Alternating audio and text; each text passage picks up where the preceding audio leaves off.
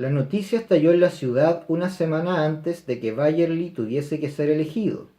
Estalló no es la palabra correcta. Se arrastró, se filtró, serpenteó por la ciudad, y mientras Quinn acentuaba su presión en los centros accesibles, las risas aumentaban.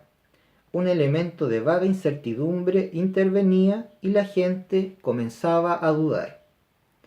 La misma convención adoptaba una actitud de semental indómito. Hasta entonces no había habido rival a la vista. Una semana antes no cabía otro nombramiento que el de Bayerly. Ni siquiera entonces había sustituto. Tenían que nombrarlo, pero reinaba la confusión. La situación no habría sido tan grave si el individuo no se hubiese visto desgarrado entre la gravedad de la acusación, si era cierta, y su sensacional locura, si era falsa. Al día siguiente de la designación de Bayerly como candidato, un periódico publicó el resumen de una larga entrevista con la doctora Susan Calvin, la mundialmente famosa técnica en robot-psicología y positrones. El efecto que produjo podría calificarse sucintamente de infernal. Era lo que los fundamentalistas estaban esperando. No eran un partido político, no pretendían practicar ninguna religión. Eran esencialmente los que no se habían adaptado a lo que en otro tiempo se llamó la edad atómica, en los días en que el átomo era una novedad. En realidad, eran hombres sencillos que aspiraban a una vida que a los que la vivían no les parecía probablemente tan sencilla, y habían sido, por consiguiente, hombres sencillos a su vez. Los fundamentalistas no invocaban ningún nuevo motivo para detestar a los robots y a quienes los fabricaban, pero un nuevo motivo, como la acusación de Quinn y el análisis de Susan Calvin, eran suficientes para exteriorizar esta aversión. Los vastos talleres de la US Robots and Mechanical Men Corporation eran una colmena de guardias armados. Se preparaban para la guerra. En la ciudad, la casa de Stephen Bayerly estaba llena de policías. Por supuesto, la campaña política perdió todo otro punto de vista, y parecía una campaña solo porque era algo que llenaba el intervalo entre designación y elección. Stephen Bayerly no permitió al agitado hombrecillo que lo distrajese. Permaneció imperturbable ante los uniformes que lo rodeaban. Fuera de la casa, más allá de la hilera de guardias, esperaban fotógrafos y periodistas, de acuerdo con las tradiciones de su casta. Una instalación de televisión enfocaba la entrada de la modesta residencia del fiscal, mientras un menudo y excitado locutor emitía exagerados comentarios. El agitado hombrecillo avanzó tendiéndole una hoja de papel. Esto, señor Bayerly, es el mandato judicial autorizándome a registrar la casa en busca de la presencia ilegal de hombres mecánicos o robots de cualquier especie. Bayerly se incorporó y cogió la hoja de papel, la miró indiferente y la devolvió con una sonrisa. Todo en orden.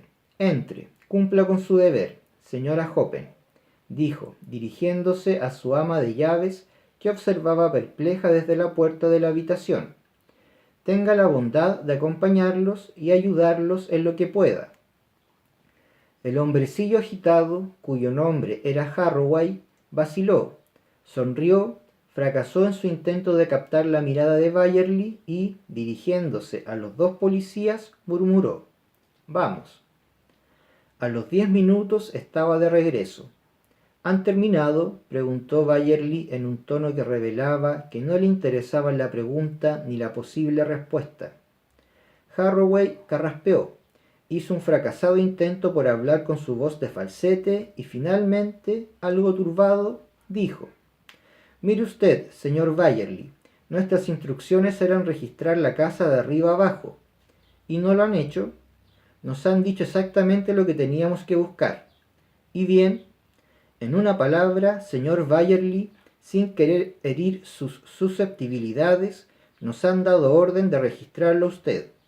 A mí, preguntó el fiscal, ensanchando su sonrisa. ¿Y cómo tiene usted intención de hacerlo? Tenemos un aparato PENET de penetración. Entonces, ¿me van ustedes a hacer una fotografía en rayos X? ¿Tienen una autorización? Ya ha visto usted la orden del juez. ¿Puede mostrármela de nuevo? Harroway, con un brillo en la frente que no era solo de entusiasmo, se la dio otra vez. Veo aquí la descripción de lo que tiene usted que registrar, dijo Byerly tranquilamente. Leo. La casa situada en el 355 de Willow Grove, Evanston, perteneciente a Stephen Allen Byerly, así como el garage, almacén u otras construcciones y edificios de su propiedad, así como los terrenos adyacentes. En orden. Pero, mi buen amigo, aquí no dice nada respecto de registrar mi interior. No formo parte del alojamiento. Puede usted registrar mis ropas si cree que llevo un robot oculto en el bolsillo. A Harroway no le cabía la menor duda acerca de la persona a quien debía aquella misión. No pensaba, sin embargo, quedarse atrás una vez que le habían dado la oportunidad de ganarse un ascenso y una mejor paga. Mire, señor Byerly, tengo autorización para registrar los muebles y la casa y todo lo que encuentre dentro de ella. ¿Está usted en ella? No. Una observación verdaderamente notable. Estoy en ella, en efecto, pero no soy ningún mueble. Como ciudadano en pleno uso de mis facultades, poseo el certificado del psiquiatra que lo prueba. Tengo ciertos derechos que me son conferidos por los artículos regionales. Registrarme a mí constituiría una violación de mis derechos civiles. Este papel no basta. Seguro, pero si es usted un robot, no tiene derechos civiles. Exacto, pero le repito a usted que este papel no basta. Me reconoce implícitamente como un ser humano. ¿Dónde? Donde dice la casa perteneciente a. Un robot no puede ser propietario, y puede usted decirle a su jefe, señor Harroway, que si intenta dictar otro documento que no me reconozca implícitamente como ser humano, se encontrará inmediatamente ante un requerimiento judicial y una demanda civil obligándole a demostrar que soy un robot basándose en los hechos que tiene actualmente en su posesión, o bien se verá obligado a pagar una indemnización por haber intentado privarme ilegalmente de mis derechos regionales. Se lo dirá usted, ¿verdad? Es usted un abogado astuto. Harroway se dirigió hacia la puerta y al llegar a ella se volvió. Es usted un abogado astuto. Con la mano en el bolsillo, reflexionó durante unos instantes. Después se marchó. Sonrió delante de la placa de televisión que seguía funcionando. Hizo un signo a los periodistas y les gritó: «Mañana tendremos algo para vosotros, muchachos. No es broma». Ya en su coche se rellenó. Extrajo el diminuto mecanismo que llevaba en el bolsillo y lo examinó cuidadosamente.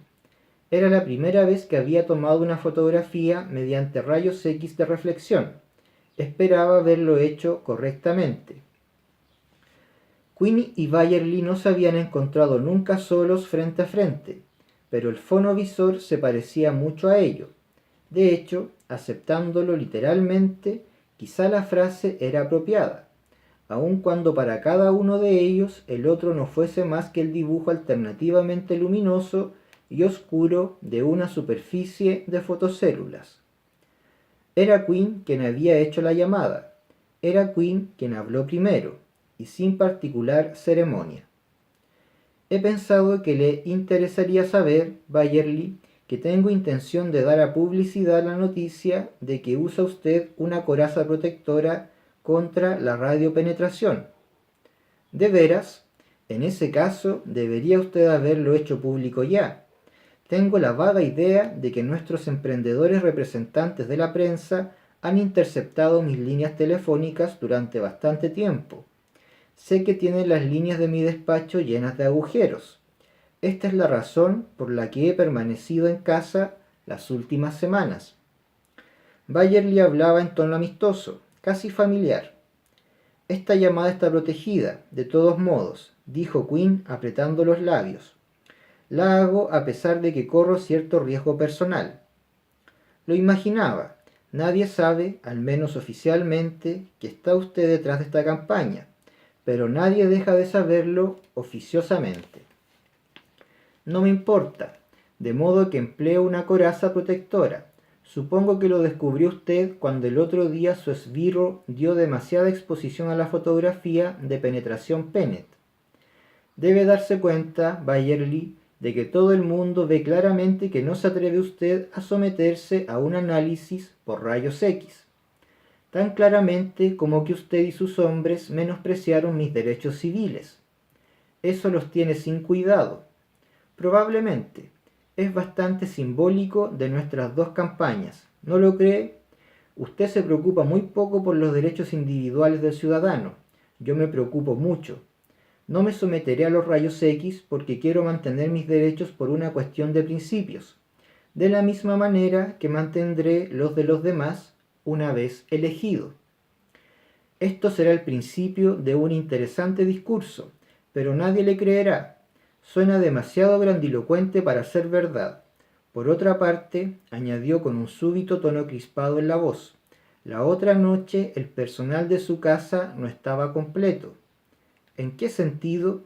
Según el informe dijo, agitando unos papeles dentro del campo de visión de la biciplaca, faltaba una persona, un paralítico. En efecto, dijo Bayerly sin entonación, faltaba un paralítico. Mi viejo profesor, que vive conmigo y está ahora en el campo, desde hace 2 meses. Un muy necesario reposo es la frase corriente en estos casos. ¿Le da usted su permiso? Su profesor, una especie de científico, antiguamente abogado, antes de que fuese paralítico.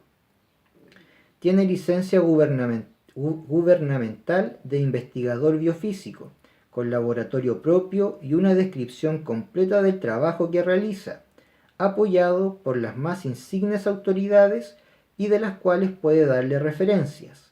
Es un trabajo sin trascendencia, pero entretenido para un pobre inválido. Lo ayudo tanto como puedo. ¿Comprende? Comprendo. ¿Y qué sabe este profesor sobre la fabricación de robots? No puedo juzgar la profundidad de sus conocimientos en un terreno con el que no estoy familiarizado. ¿No tendría acceso a los cerebros positrónicos? Pregúnteselo a sus amigos de la US Robots. Ellos deben de saberlo. Hablemos claro, Bayerly. Su profesor inválido es el verdadero Stephen Bayerly. Usted es su creación robótica. Podemos comprobarlo. Fue él quien sufrió un accidente de coche, no usted. Habrá maneras de comprobar los informes. ¿De veras? Hágalo pues. Le deseo suerte. Y podemos registrar la casa de campo de su así llamado profesor y ver qué encontramos en ella. Pues no lo sé, Quinn. Desgraciadamente para usted, mi así llamado profesor es un inválido. Su casa de campo es su lugar de reposo. En estas circunstancias, sus derechos como ciudadano responsable son todavía más fuertes. No conseguirá usted una orden de registro sin demostrar una causa justificada. Sin embargo, seré el último en intentar impedirle que lo intente. Hubo una pausa prolongada, y Quinn se inclinó hacia adelante, acercándose a la biciplaca, de manera que las líneas de su frente aparecieron en ella con toda claridad. Bayerly, ¿por qué sigue usted obstinándose? No puede ser elegido. No. ¿Cree que puede conseguirlo? ¿Cree usted que el hecho de no hacer el menor intento por probar la falsedad de la acusación de que es un robot, cuando podría hacerlo fácilmente con solo infringir una de las 3 leyes, no surte más efecto que convencer a la gente de que es usted un robot? Lo único que veo es que, de letrado vagamente conocido, pero siempre como un oscuro abogado metropolitano, me he convertido en una figura mundial. Es usted un buen publicista. Pero usted es un robot. Eso dicen, pero no lo prueban. Está suficientemente probado para la elección. Entonces descanse, ha ganado. Adiós, dijo Quinn, con el primer tono de maldad en la voz, mientras cerraba el visifono. Adiós, respondió Bayerly, imperturbable, a la pantalla oscura.